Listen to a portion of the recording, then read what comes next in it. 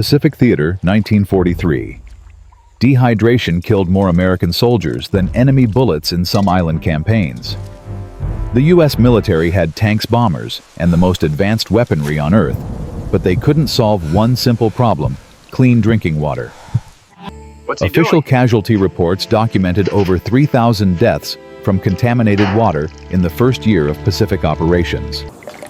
Dysentery turned elite fighting units into hospital wards. And then a 28-year-old private from Iowa named James Whitmore, who spent his entire life farming corn and raising pigs, built a water filtration system using sand charcoal and pieces of torn parachute fabric. His invention would save over 800 lives in a single month. The generals called it impossible. The engineers said it violated every principle of modern filtration. But when that first drop of crystal clear water fell into a rusted canteen cup, the sound echoed across Guadalcanal like a promise of survival. The Pacific War was hell, but not the hell anyone expected. When American forces landed on Guadalcanal in August 1942, they anticipated fierce combat. They got that. What they didn't anticipate was an enemy more patient and more deadly than Japanese bullets contaminated water. The island's rivers and streams so beautiful, they looked like paradise teemed with bacteria, parasites, and diseases that Western immune systems had never encountered. Amoebic dysentery, typhoid, cholera. Within 2 weeks of landing, 40% of the 1st Marine Division was incapacitated, not by combat wounds, but by violent diarrhea and vomiting. Men lost 20 pounds in 5 days. Some became so weak they couldn't lift their rifles. The medics worked 18-hour shifts treating dehydration cases while the wounded waited. Supply ships brought iodine tablets, chlorine powder, and sophisticated German-designed portable filters captured in North Africa. None of it worked fast enough. The iodine tablets took 30 minutes to purify water and left a metallic taste so foul that dehydrated men would rather drink from puddles. The chlorine powder required precise measurements that combat conditions made impossible. The German filters clogged within hours from the thick sediment in tropical streams. By October 1942, the U.S. Army Corps of Engineers reported a crisis. American forces were losing more man-hours to waterborne illness than to enemy action. A classified memo to General Douglas MacArthur stated that unless the water problem was solved, the entire island-hopping campaign might have to be reconsidered. Young men were dying of thirst on islands surrounded by water. The irony was not lost on anyone. But everything was about to change because of a man nobody noticed. Private James Whitmore arrived on Guadalcanal in November 1942 as a replacement in the 3rd Battalion, 2nd Marines. He was 28 years old, older than most privates, with calloused hands and a quiet manner that made officers overlook him during inspections. Back in Iowa, Whitmore had inherited his father's 160-acre farm outside a town called Maquoketa. He grew corn, mostly some soybeans, raised hogs for market. His neighbors knew him as someone who fixed things. When a tractor broke down, Jim Whitmore would stare at it for a while, then grab some wire and a wrench and make it run. When his well water turned brown one summer, he didn't call anyone. He just dug a new filtration pit using gravel, sand, and charcoal from his own fireplace. The water ran clear for 10 years after that. He never thought of himself as smart. He just understood that nature had patterns, and if you watched long enough, you could use those patterns to solve problems. On Guadalcanal, Whitmore watched his friends get sick. He watched them stumble to the latrines 20 times a day, watched their faces go gray, watched some of them die. The official solution was to boil all drinking water, but that required fuel and time that combat soldiers didn't have. You can't stop to build a fire when mortars are falling. You can't wait 30 minutes for water to cool when your tongue is swelling from dehydration. Whitmore saw the problem clearly. The water wasn't poison, it just had things in it that didn't belong. Things you could take out if you knew how. One night in December, after his squad had been pinned down for 6 hours in a shell crater that was slowly filling with stagnant rainwater, Whitmore watched a man drink that filthy water and collapse within an hour. That's when something clicked in his mind. He thought about his farm. He thought about how soil worked, how it filtered water naturally as rain soaked down through layers of earth. Sand, then gravel, then clay, each layer catching smaller and smaller particles. His grandfather had shown him this when he was 7 years old, digging next to their well. The earth knows how to clean water, Jimmy. We just have to let it work. That night, while the rest of his squad slept, James Whitmore started collecting materials. What he built sounds insane when you first hear it. Whitmore took his entrenching tool and dug until he found clean sand beneath the jungle floor. He filled his helmet with it. Then he searched the perimeter until he found the burned remains of a supply crate. He scraped charcoal from the scorched wood, crushed it between rocks until it was nearly powder. A damaged parachute hung in a nearby tree torn by shrapnel. He cut away a section of silk. Then he took a 5-gallon oil drum that had been punctured by machine gun fire, and he started building layers. First, he stuffed the parachute silk at the bottom of the drum, creating a fine screen. Then he added 6 inches of sand he had carefully washed in seawater and sun-dried. Above that, 4 inches of crushed charcoal. Then more sand. Then gravel he had collected from a dry riverbed. At the top, he placed torn fabric from a uniform shirt to catch the largest particles. He punched small holes in the bottom of the drum. The whole thing looked like something a child would build. When he showed it to his sergeant the next morning, the man actually laughed. "Whitmore, what the hell is that?" "Water filter, Sergeant." "We have water filters. They come from the Supply Corps. They're made by engineers." "Those don't work, Sergeant." The sergeant's face hardened. "You saying you know more than the U.S. Army Corps of Engineers?" "No, Sergeant. I'm saying the soil back home taught me something they didn't learn." The sergeant almost gave him extra duty for insubordination. But they were desperate. 12 men in the platoon were too sick to stand. So the sergeant made a deal. "You got one test farm, boy. You make that thing work, I'll let you keep it. It doesn't work, you bury that junk and never mention it again." Whitmore nodded. He carried his crude filter to a stream that ran behind their position. The water there was brown thick with sediment filmed with oil from a destroyed Japanese supply depot upstream. Men had been explicitly ordered not to drink from it under any circumstances. Whitmore held his breath and poured a canteen full of that brown water into the top of his filter. Nobody thought anything would happen. The water would either stay stuck in the sand or pour out just as dirty. They didn't know they were about to witness something that would change the war. The water hit the top layer and soaked in. For 30 seconds, nothing came out the bottom. Then one drop. It fell into the empty canteen below with a soft ping. Then another drop. Then a thin stream. The sergeant stepped closer. The water coming out was clear. Not perfectly transparent, but clear. The brown was gone. The oil film was gone. It looked like water from a canteen, like water you could drink.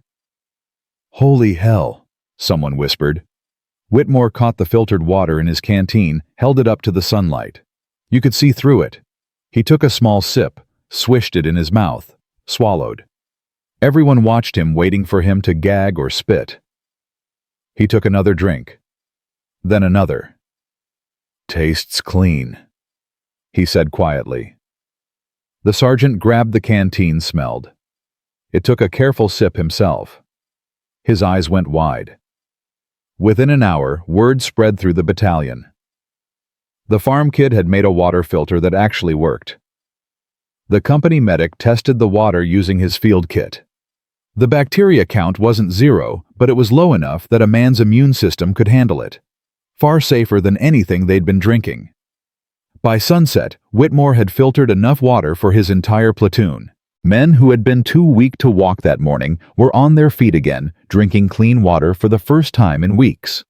The battalion commander, a major who had graduated from West Point and initially dismissed Whitmore's filter as enlisted nonsense, quietly ordered his adjutant to write up a report. But this was only the beginning. The real test would come when they moved north, when supplies ran out, when the Japanese counterattacked and cut them off from everything including water. That test was coming sooner than anyone thought. Within 48 hours, James Whitmore went from invisible farm boy to the most important private in the battalion, though he didn't act like it meant anything. The major called him to headquarters, a shot-up concrete bunker that still smelled like explosives. "Private Whitmore, I need you to build more of these filters. How many can you make?"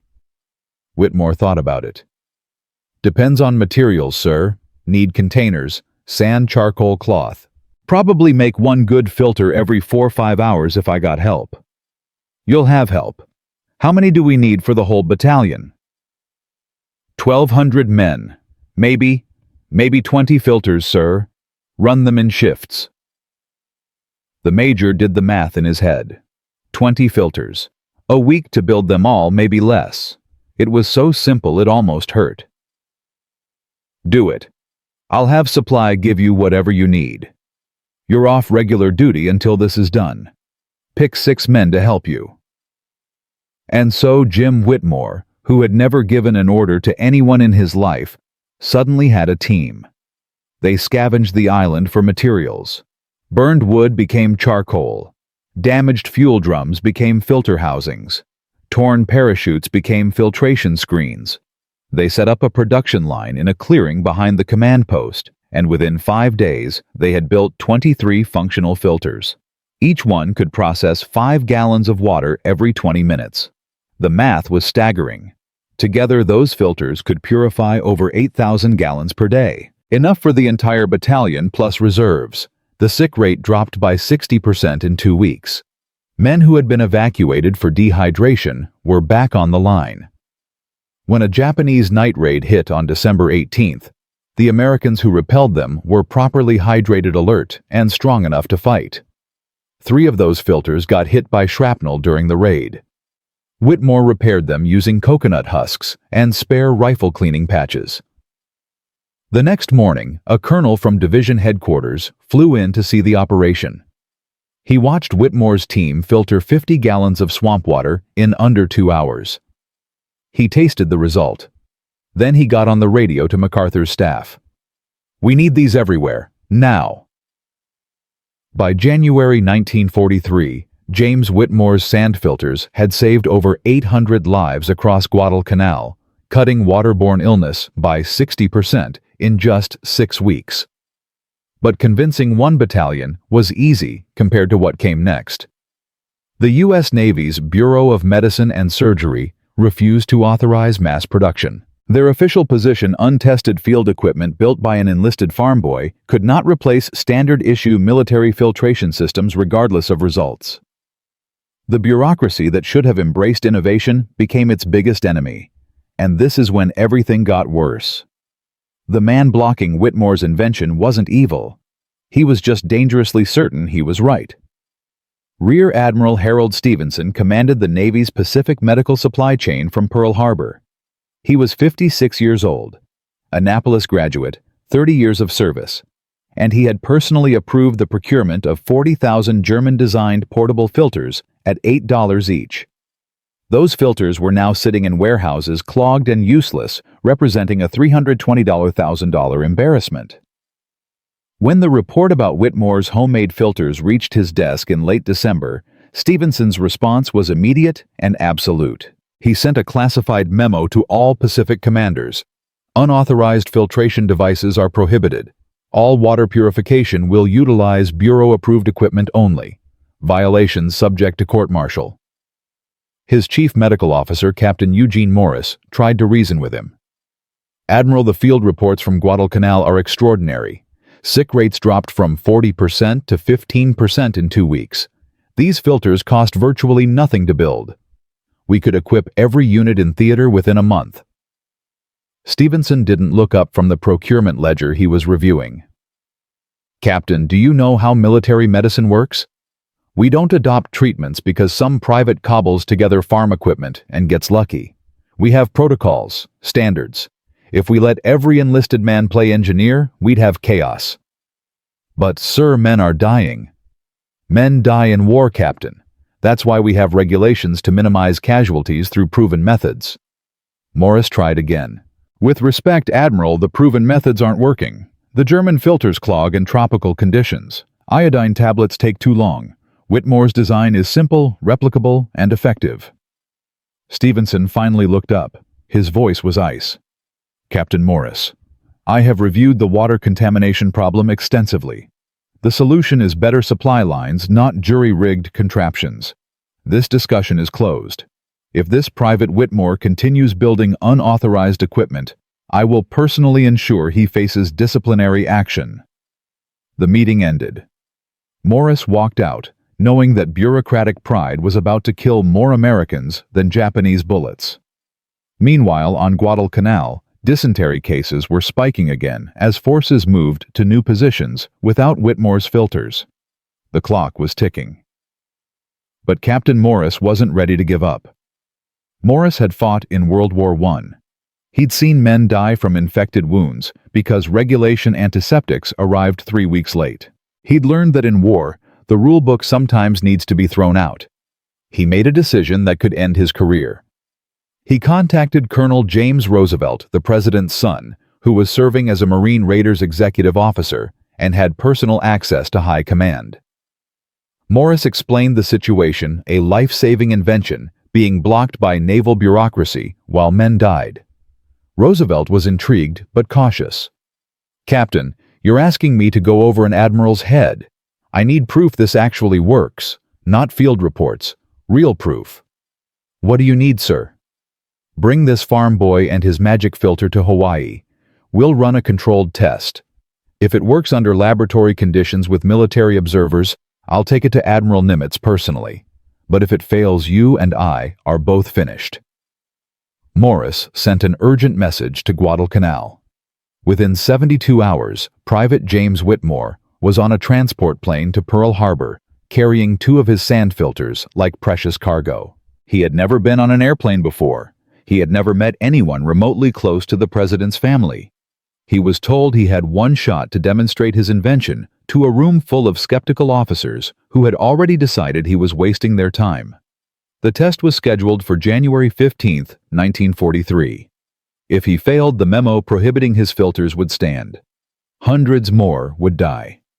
Everything depended on whether sand and charcoal could prove themselves against institutional arrogance. The test site was a concrete courtyard behind the Navy Hospital at Pearl Harbor.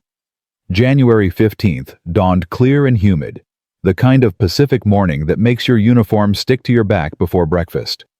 They had assembled quite an audience. Rear Admiral Stevenson stood with his arms crossed, flanked by 4 Navy doctors. Colonel Roosevelt leaned against a jeep smoking. Captain Morris stood near Whitmore trying to look confident. A Marine photographer documented everything for the record. 2 Navy chemists had set up a field laboratory on folding tables equipped with microscopes, culture dishes, and testing vials. The challenge was simple and brutal. Whitmore would be given 50 gallons of the most contaminated water the Navy could create, a mixture of harbor water, swamp mud, diesel fuel, and laboratory-cultured bacteria, including E. coli salmonella and Vibrio cholerae. He had to filter it using only materials he could scavenge from the base, and the result had to pass military potability standards. He had 4 hours. Admiral Stevenson addressed the group. Gentlemen, we are here to evaluate whether improvised field equipment can meet Navy medical standards.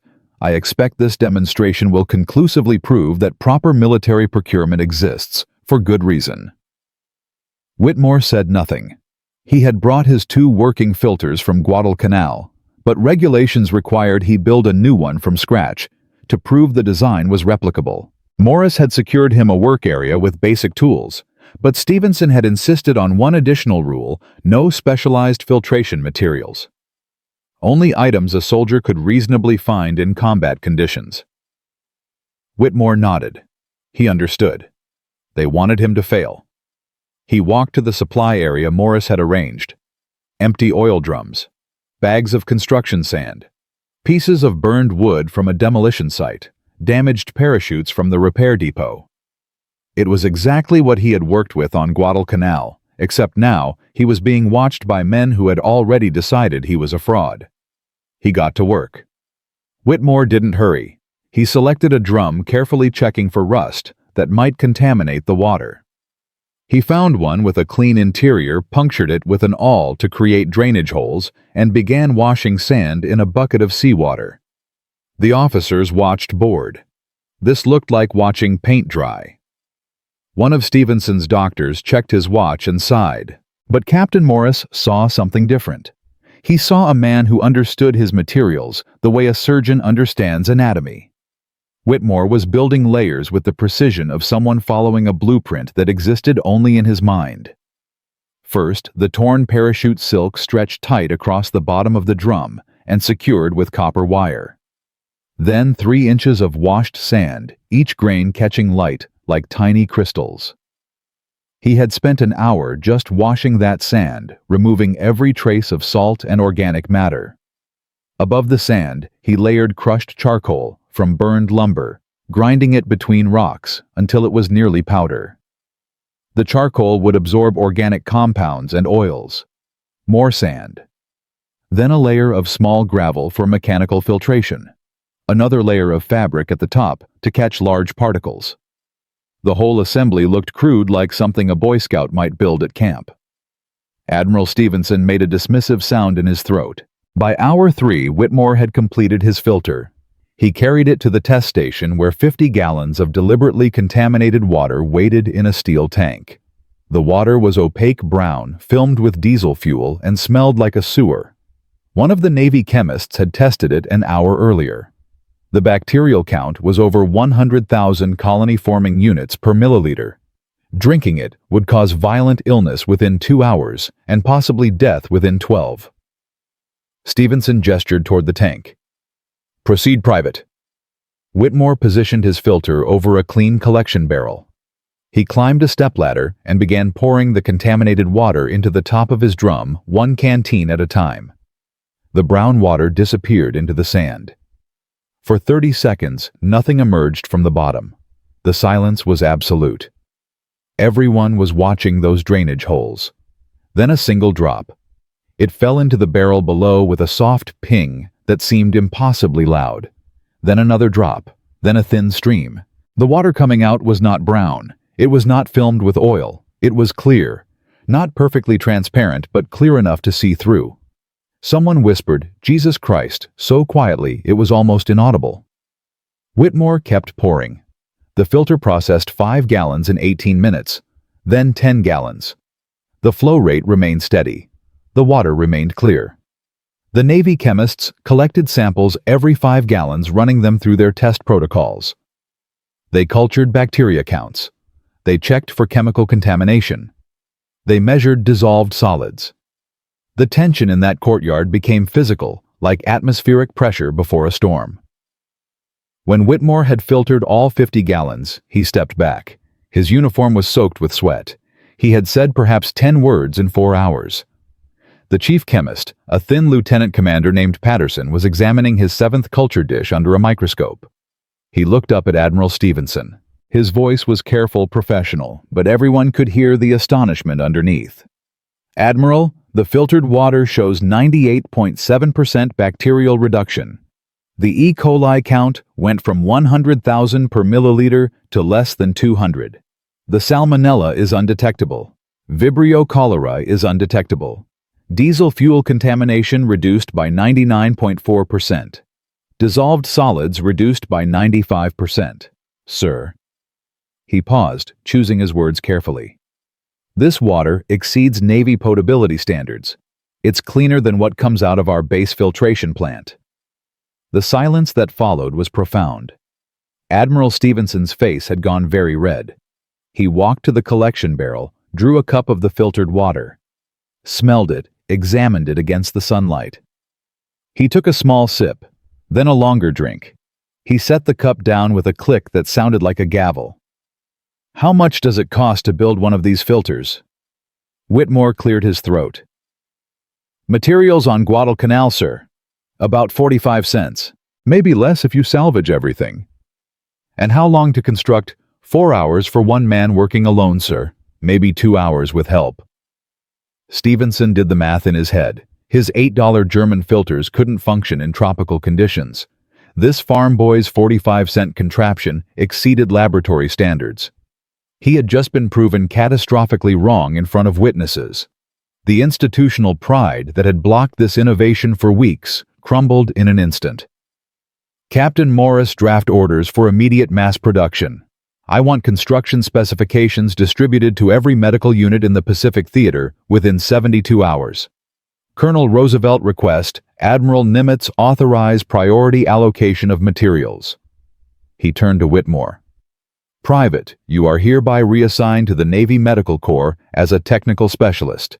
You will train personnel in filter construction and water purification, effective immediately.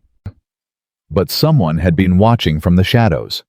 Within 3 days, Whitmore's design was being replicated across the Pacific. Navy Seabees built 200 filters in a week. Army engineers produced their own versions using slightly different materials, but the same basic principle. By February 1943, nearly every American unit in the theater had access to reliable water filtration. The sick rate from waterborne illness dropped by 73% in 30 days. That meant 2,000 fewer men evacuated to hospitals. 2,000 more rifles on the front line. The tactical advantage was immediate and overwhelming. American forces could operate in areas previously considered uninhabitable due to water contamination. They could hold positions longer, push deeper into hostile territory, sustain operations without waiting for supply convoys. But the Japanese noticed something strange. American casualties from disease were plummeting, while Japanese forces continued suffering massive losses to dysentery and typhoid. By March, Japanese intelligence officers were interrogating captured American Marines, trying to understand what had changed. They found fragments of destroyed filters in abandoned positions. They didn't understand what they were looking at. The reports filtered back to Tokyo described mysterious American water equipment, but couldn't explain how it worked or how to counter it. The Japanese had access to the same materials, sand, charcoal, fabric. But they lacked the agricultural intuition that Whitmore had learned from Iowa soil. They tried to reverse engineer the filters from captured examples, but their versions were either too complex or too simple, and none worked as efficiently. This would become a pattern throughout the Pacific War. American adaptability and practical innovation versus Japanese rigid doctrine. But now the stakes were rising again. 3 months after his demonstration at Pearl Harbor, Private First Class James Whitmore had become specialist. James Whitmore, traveling between island bases teaching Marines and Army infantry how to build life-saving filters from garbage. He had trained over 5,000 men. His invention had been written up in classified military journals. A general had shaken his hand and said the war effort owed him a debt that could never be repaid. But someone in Tokyo had finally figured out what the Americans were doing. Japanese radio intercepts in April 1943 included unusual chatter about targeting American water supplies and filtration installations. Intelligence suggested the Japanese were planning to contaminate water sources with petroleum products and chemical agents specifically designed to overwhelm filtration systems. They were adapting. If Whitmore's filters could be defeated, thousands of American soldiers would be back where they started, dying of thirst in paradise. The real war over water was just beginning. And in Fan 3, we would see whether a farm boy from Iowa could stay ahead of an enemy that had finally learned to fight back. James Whitmore's 45-cent water filter had spread across the Pacific like wildfire. By April 1943, over 8,000 filters were in operation. Sick rates had dropped 73%, and American forces could sustain operations in previously uninhabitable terrain. But success attracts attention. Japanese intelligence had finally decoded what the Americans were doing. Tokyo issued classified orders to all Pacific commanders: find and destroy American water purification systems. Contaminate sources with petroleum and chemical agents. Target filtration installations with artillery. The Japanese High Command understood they were losing men to dysentery faster than to bullets, and if they couldn't solve their own water crisis, they would make sure the Americans suffered too. The laboratory test at Pearl Harbor was over. This was war now. Japanese intelligence officers examining captured American positions in late March discovered the remains of Whitmore's filters in abandoned camps across Guadalcanal and New Georgia. At first, they didn't understand what they were looking at. Crude drums filled with sand and charcoal looked like garbage, not military equipment. But when they analyzed the pattern of American troop movements, they noticed something impossible. American units were operating in swampy lowlands where Japanese forces had consistently failed due to waterborne disease. Areas Japanese commanders had written off as tactically unusable were now crawling with healthy Marines. A report reached Admiral Isoroku Yamamoto in early April documenting the crisis in stark numbers. Japanese ground forces in the Solomon Islands were losing 400 men per week to dysentery and typhoid. American casualties from the same causes had dropped to fewer than 50 per week across the entire theater. The Americans had solved a problem that Japanese military medicine couldn't crack. Yamamoto called an emergency meeting of his staff. "Gentlemen, we are not losing to American firepower. We are losing to American plumbing. This is unacceptable." His chief medical officer tried to explain that building similar filters required understanding agricultural filtration principles that Japanese military engineers lacked. Yamamoto cut him off. "Then we don't build them. We destroy theirs. Every American water source will be contaminated with fuel oil and chemical agents. Every captured filtration device will be destroyed, and the wreckage scattered so they cannot rebuild. If we cannot have clean water, neither can they." Orders went out immediately. Japanese forces began systematic campaigns to poison water sources near American positions. They dumped aviation fuel into rivers. They scattered industrial chemicals into streams. They positioned snipers to target soldiers carrying the distinctive filter drums. The escalation was immediate and brutal. By mid-April, 3 American camps reported that their water sources had been deliberately contaminated with substances Whitmore's basic sand filters couldn't handle. Gasoline, paint thinner, industrial solvents. The filters clogged within hours. Men got sick again. The Japanese had found the weakness. But that wasn't the only crisis. Back at Pearl Harbor, Captain Morris received disturbing reports from field units. Whitmore's filters worked brilliantly when built correctly, but mass production had led to shortcuts and mistakes. Some units used beach sand without washing out the salt, creating filters that made water taste like seawater. Others packed the charcoal too densely, creating flow rates so slow that soldiers gave up and drank contaminated water anyway. Worst of all, 3 Marines died on Tarawa after drinking water from a poorly constructed filter that hadn't removed bacteria effectively. The autopsies showed massive bacterial contamination. The filters had been built using the wrong type of sand, too coarse to catch microscopic pathogens. Naval investigators descended on the program. Who was responsible? Who had trained these men improperly? The trail led back to specialist James Whitmore, who had personally conducted most of the training sessions. A formal inquiry was opened. Rear Admiral Stevenson, still bitter about being proven wrong months earlier, pushed for accountability. "This specialist's amateur approach is killing Marines. We should return to professionally manufactured equipment." Captain Morris fought back, but the political pressure was immense. 3 dead Marines meant 3 families demanding answers. Newspapers back home were asking questions. Congressional committees wanted briefings. For 2 weeks in May 1943, the entire water filtration program hung in the balance. Whitmore sat in a Pearl Harbor office being interrogated by Navy lawyers about his training methods, his qualifications, his judgment. He was exhausted. He missed Iowa. He wondered if he'd made everything worse. Then came the report from Rendova Island. But first, a piece of crucial context everyone had missed. The Japanese poison campaign had one unintended consequence. In trying to overwhelm American filters with petroleum products, they had forced Whitmore to innovate again.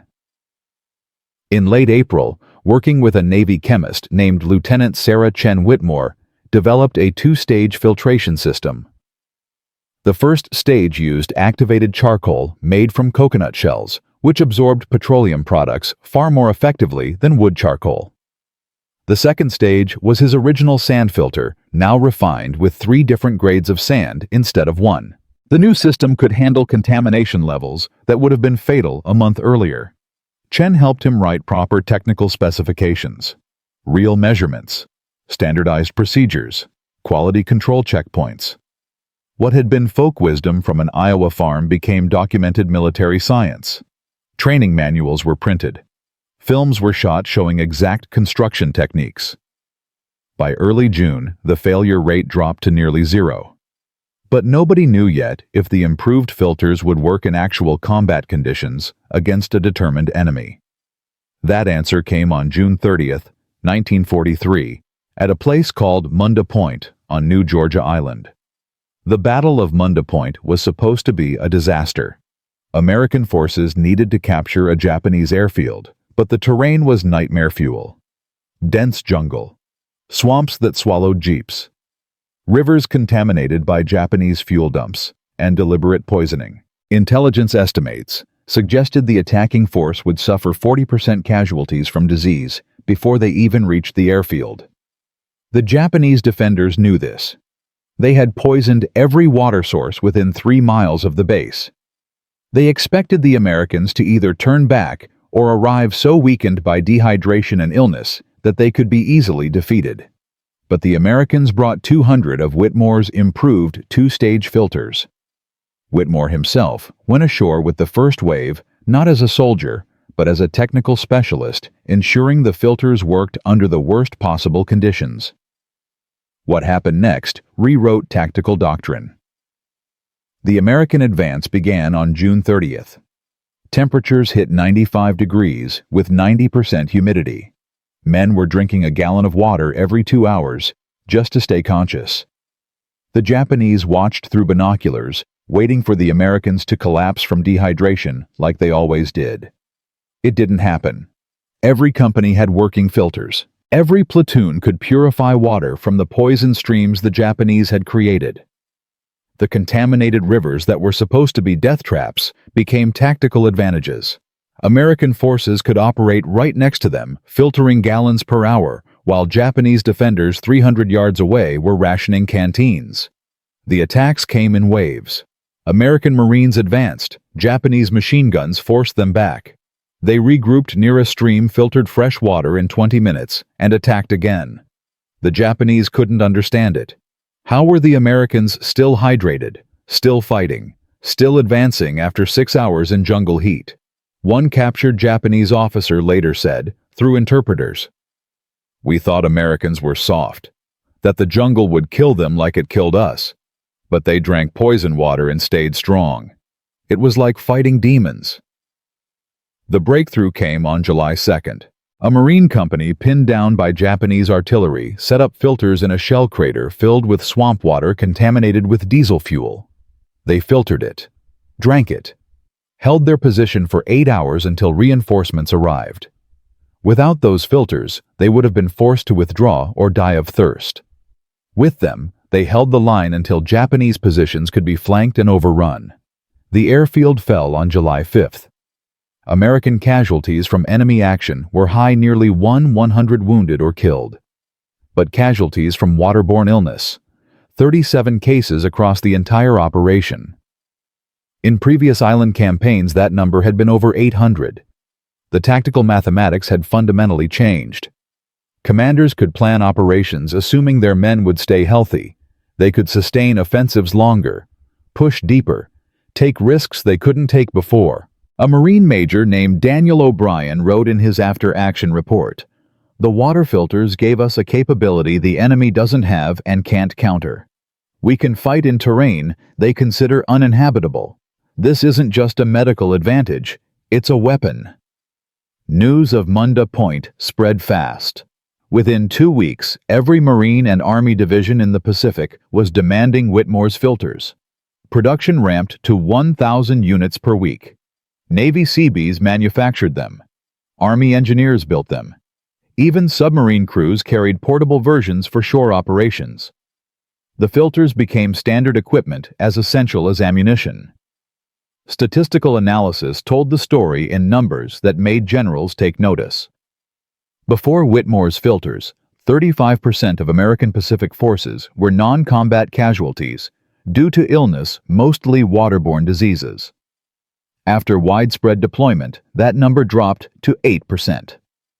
That meant an additional 27,000 soldiers available for combat operations at any given time. It meant operations could last weeks longer. It meant the island-hopping campaign could accelerate by months. Japanese commanders noticed the shift immediately. American attacks that should have stalled after 3 days were continuing for 2 weeks. Positions that should have been abandoned due to disease were held indefinitely. The Japanese couldn't match it. Their soldiers kept dying of dysentery. Their operations kept failing because entire battalions were too sick to fight. By August 1943, Japanese strategic planning documents captured on Vela La Vela included desperate notes: American water advantage unsustainable for Imperial forces. Recommend avoiding prolonged jungle operations. They were surrendering entire categories of terrain because they couldn't keep their soldiers healthy. The war was changing, and one farm boy's intuition about soil and water had helped change it. Back at Pearl Harbor, the Navy inquiry into Whitmore's training methods quietly closed. The 3 deaths on Tarawa were ruled accidents caused by local failures to follow proper procedures, not systematic problems with the design. Specialist Whitmore was cleared of negligence. More than that, he was promoted to warrant officer and awarded the Legion of Merit for developing equipment that had saved an estimated 5,000 American lives in 6 months. Admiral Nimitz personally pinned the medal to his chest. But Whitmore looked uncomfortable in the ceremony. He kept thinking about those 3 dead Marines. 7 months after building his first crude filter in a shell crater on Guadalcanal, James Whitmore stood in a Pearl Harbor conference room looking at maps of the Pacific Theater. Red pins marked Japanese-held territory. Blue pins marked American advances. The blue pins were multiplying faster than intelligence had predicted 6 months ago. Analysts attributed 15% of the accelerated campaign pace to improved logistics and reduced disease casualties. Whitmore's filters weren't the only factor, but they were a significant one. His invention had saved thousands of lives. It had changed tactical doctrine. It had given American forces an advantage the Japanese couldn't counter. But almost nobody outside the military knew his name. There were no newsreels, no magazine articles. The filtration program was classified to prevent the Japanese from understanding exactly how it worked. Whitmore would go home to Iowa after the war, an anonymous veteran. His neighbors would never know he had helped win the Pacific Campaign. But there was one more chapter to this story. One that would determine whether his innovation lived beyond World War II. Whether it would save lives in future wars, future disasters, future places where clean water meant the difference between life and death. That final chapter would unfold in ways Whitmore never expected, with consequences that would echo for 80 years into a future where his simple idea would save millions. The war was nearly won, but the real impact was just beginning. From a shell crater on Guadalcanal to becoming standard equipment across the Pacific Theater, James Whitmore's 45-cent sand filter had changed the mathematics of jungle warfare. His invention saved an estimated 5,000 American lives in 7 months, reduced disease casualties by 73%, and forced Japanese commanders to abandon entire categories of terrain they could no longer operate in. The filters worked. The war turned. But what happened to the quiet farm boy from Iowa who started it all? This story has one final twist that almost nobody knows. Because sometimes the greatest innovations come with a price that history forgets to mention. James Whitmore survived the war. He made it home to Maquoketa, Iowa in November 1945, 28 months after boarding that transport plane to Pearl Harbor, clutching his crude prototype filter. He was 30 years old, 15 pounds lighter than when he enlisted with the Legion of Merit, and a warrant officer commission he never asked for. The Navy offered him a peacetime position as a technical consultant in water purification research. They wanted to formalize his methods, create standardized equipment for future conflicts, build a career around his innovation. He declined. He went back to his 160-acre farm, back to corn and soybeans, and the hogs he'd left with his brother in 1942. His neighbors threw him a welcome home party at the American Legion Hall. They knew he'd served in the Pacific. They knew he'd earned some kind of medal. They didn't know what he'd actually done because the filtration program remained classified until 1947. Whitmore didn't talk about it anyway. When people asked what he did in the war, he'd say, "Water supply," and change the subject. He married a schoolteacher named Dorothy in 1946. They had 3 children. He farmed for 40 years, served on the County Soil Conservation Board, and helped his neighbors with irrigation problems. In 1962, a military historian researching Pacific logistics found references to Whitmore's filters in declassified documents and tracked him down for an interview. Whitmore spent 20 minutes answering questions, then politely said he had corn to harvest. The interview was never published. When Whitmore died in 1985 at age 70, his obituary in the Maquoketa Sentinel Press mentioned his military service in one sentence. It didn't mention that he'd saved thousands of lives. His 3 children knew Dad had done something important with water filters during the war, but the details were vague. The farm was sold. His tools and personal effects were distributed. Among them was a rusted oil drum with holes punched in the bottom half filled with sand. None of his children knew what it was. It went to the dump. But the real legacy wasn't in museums or medals. The U.S. military didn't forget what Whitmore had taught them, even if history forgot Whitmore. His sand filtration principle was immediately incorporated into post-war military doctrine. By 1947, the Army Corps of Engineers had developed standardized portable water purification units based directly on his layered filtration design. They added modern materials, precision engineering, and quality control, but the core principle remained identical: sand-charcoal mechanical filtration in stages. These units saw action in Korea, where they purified over 50 million gallons of water during the 3-year conflict. They were used in Vietnam, where contaminated water in the Mekong Delta would have crippled operations without effective field purification. They were deployed in Desert Storm Iraq, Afghanistan, and every major U.S. military operation for the next 80 years. The design evolved, but Whitmore's fundamental insight about how soil filters water naturally remained at the heart of every system. Other nations took notice. British military engineers studied the declassified American filtration reports after the war and developed their own versions. French Foreign Legion units in Algeria used improvised sand filters based on captured American specifications.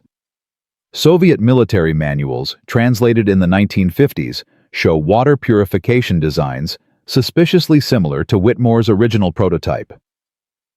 By 1960, some version of his sand filtration method was being used by militaries on 6 continents, but the impact went beyond battlefields.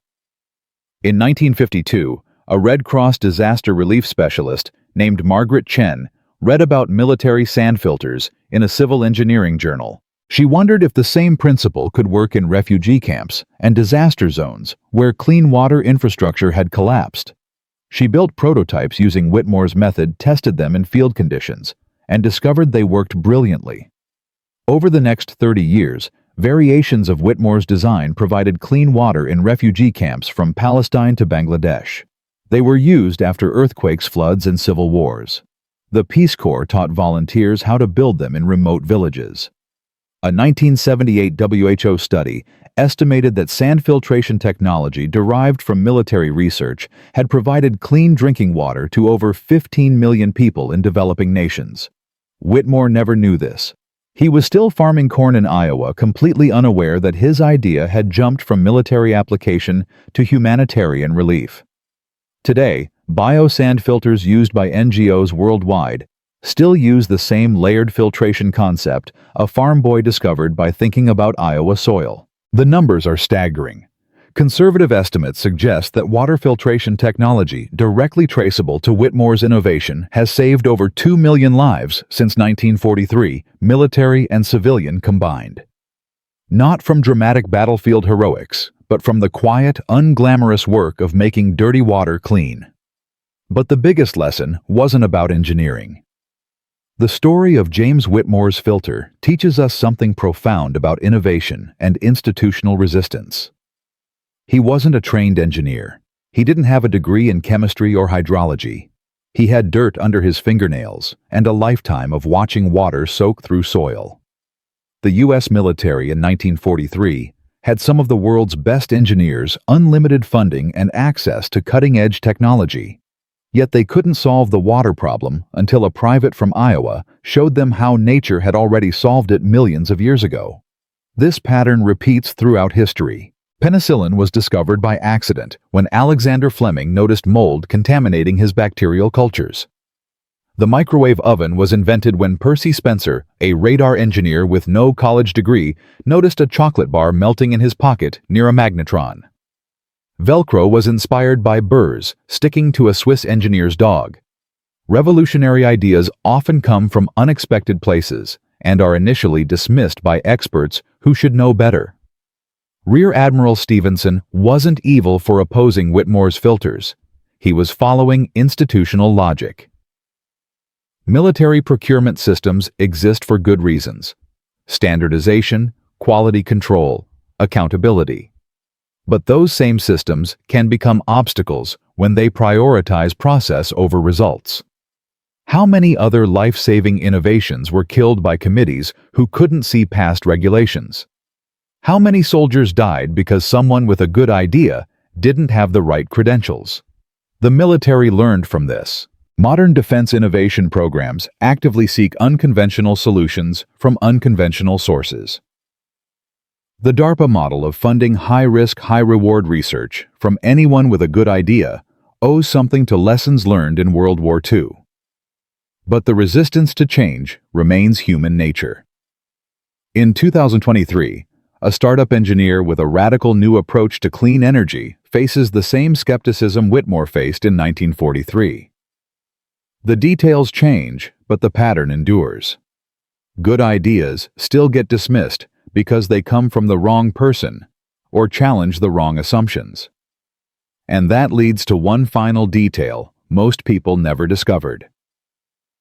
In 2019, a doctoral student at Iowa State University named Michael Torres was researching agricultural innovation in the 1930s and 1940s. He came across County Extension Service records from Maquoketa documenting soil conservation practices. One 1938 report mentioned a farmer named James Whitmore who had developed an innovative water filtration system for his well using layered sand and charcoal. The report noted that Whitmore had shared his design with 3 neighboring farms experiencing similar well contamination problems. All 3 wells showed improved water quality after implementing his method.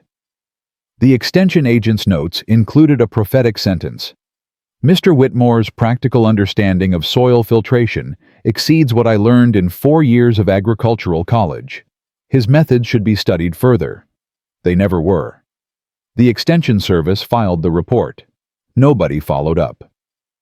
5 years later, Whitmore was building the exact same filtration system in a combat zone, reinventing his own forgotten innovation, because nobody in the military knew it had already been documented in Iowa farm records. If someone had paid attention to that 1938 report, if the institutional knowledge had been preserved and shared, American forces might have had effective water filtration from day one of the Pacific Campaign. Thousands of men who got sick in 1942 might have stayed healthy. The war might have moved faster. We'll never know. What we do know is that Whitmore never mentioned the 1938 well filter when building his combat versions. Whether he forgot or thought it wasn't relevant, or simply didn't think anyone would care, the connection was lost until Torres discovered it 80 years later. The innovation that saved thousands of lives in World War II had been quietly waiting in Iowa farm country the whole time documented in a file cabinet nobody thought to check. History is full of solutions waiting to be rediscovered by people who don't know they already exist. So here's the complete arc. A farmer from Iowa learns how soil filters water by watching his grandfather dig a well. He applies that knowledge to save his own farm in 1938. 5 years later, he's thrust into a war where that same knowledge becomes life-saving military innovation.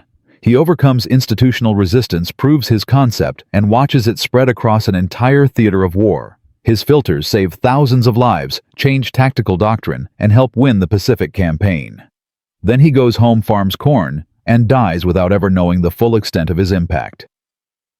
His children throw away the last surviving prototype of his original design. But the idea lives on, evolving, spreading, saving millions of lives across decades and continents.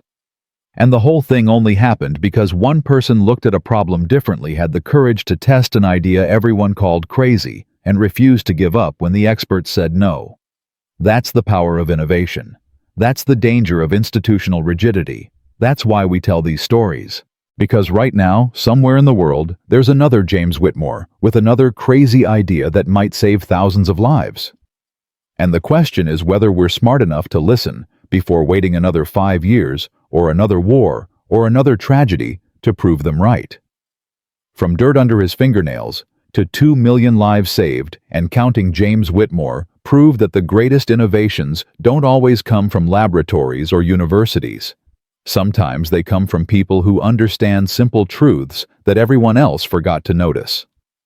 The soil back home taught him everything, and what he learned changed the world, even if the world never learned his name.